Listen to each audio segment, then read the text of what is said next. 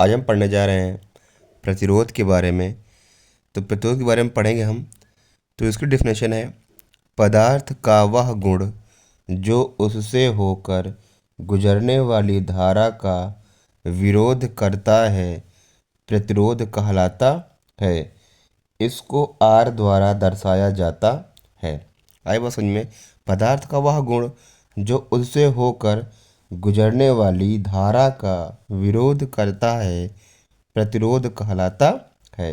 इसको R द्वारा दर्शाया जाता है। तो आई बात समझ में?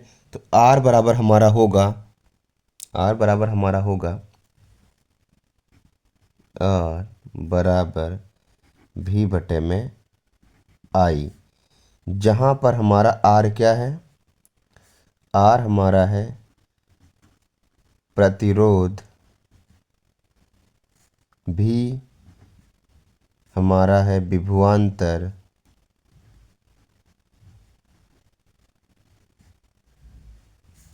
और I हमारा है धारा। क्या है? धारा। जैसे हम कोई चालक तार ले रहे हैं, अब बीच में इस चालक तार के कोई अवरोध उत्पन्न हो रहा है, तो इसी अवरोध को हम क्या बोलेंगे? प्रतिरोध बोलेंगे। क्या बोलेंगे हम इसको? प्रतिरोध बोलेंगे। अब प्रतिरोध की निर्भरता हम देख लेते हैं कि प्रतिरोध निर्भर किस पे करता है। देखो, प्रतिरोध निर्भर करता है उसकी लंबाई पर। आई बात समझ में? पदार्थ की लंबाई पर। तो पदार्थ की लंबाई जितनी होगी, R प्रोपोर्शनल L, यानी पदार्थ की लंबाई जितनी होगी, जितना लंबा हमारा तार रहेगा उतना अधिक हमको क्या देखने को मिलेगा? प्रतिरोध। आई बात समझ में? तो प्रतिरोध निर्भर करता है उसकी लंबाई पर। अगर लंबाई बढ़ाओगे तो प्रतिरोध का मान क्या होगा? बढ़ेगा। आई बात समझ में?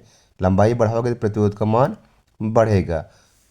लेकिन प्रतिरोध इनवर्सली प्रोपोर्शनल होता है किसके? उसके अनुप्रस्थ काट के क्षेत्रफल के, यानी उसकी मोटाई के। अगर आप चालक तार की लंबाई न बढ़ाकर उसकी मोटाई बढ़ा रहे हैं तो प्रतिरोध का मान क्या हो जाएगा? कम हो जाएगा। आई बात समझ में? क्या हो जाएगा? कम हो जाएगा। किसका मान? प्रतिरोध का मान। कारण यह है, जो इलेक्ट्रॉन यहाँ से फ्रीली जा रहे थे, फ्रीली मूवमेंट कर रहे थे, अब यहाँ पर इसकी मोटाई बढ़ाने से इसमें बहुत अधिक मात्रा में इलेक्ट्रॉन फ्रीली मूवमेंट करेंगे। आई बात समझ में? इस कारण से इसमें प्रतिरोध क्या हो जाएगा? कम हो जाएगा, और इसमें प्रतिरोध क्या मिलेगा हमको? अधिक मिलेगा। मोटाई बढ़ाने से जो इलेक्ट्रॉन्स इसमें जा रहे हैं, इलेक्ट्रॉन बहुत अधिक मात्रा में जाएंगे यहाँ पर, तो प्रतिरोध वैसे ही कम हो जाएगा।